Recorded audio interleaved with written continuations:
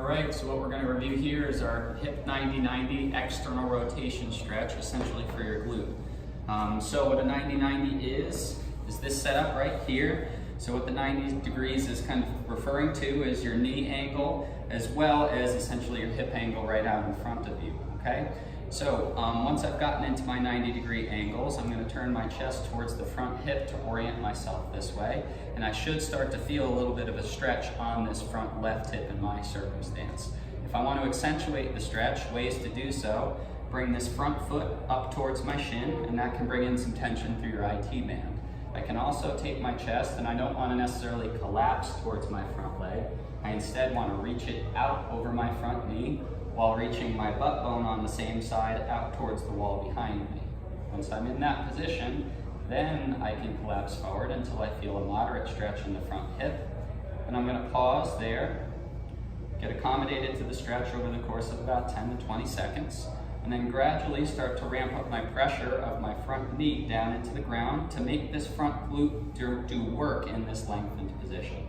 I'm going to start with very light pressure to make sure I can find my glute and make sure that's the muscle doing work, and then I'm going to gradually ramp up that pressure, starting to squeeze the ground and build tension into the rest of my body as I do so. I can play around with pushing through different portions of my front leg to get different portions of my glute. So pushing through my knee only will get me different answers than pushing through the whole leg, or pushing through the the outside of this front heel. Okay, none of the answers are wrong, but I encourage you to find the positions or the places that you press through that have the most restriction and that you feel the least pinchiness in your front hip with, okay?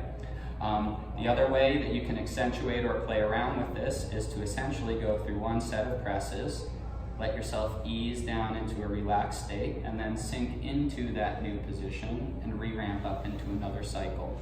What I would encourage you to do is, as you're ramping through a couple of cycles, play around with subtle changes of your angle, orienting your pelvis kind of with headlights more towards your knee or away from your knee to find different variations of the stretch through your glute.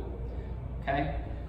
So if you can't get into that position, some regressed positions for a 90-90 can be a pigeon pose, okay? Where I'm essentially setting that up all on one leg and sacrificing the back leg's position. I would still press right into the ground, and I can tail tuck to take away any pinchiness.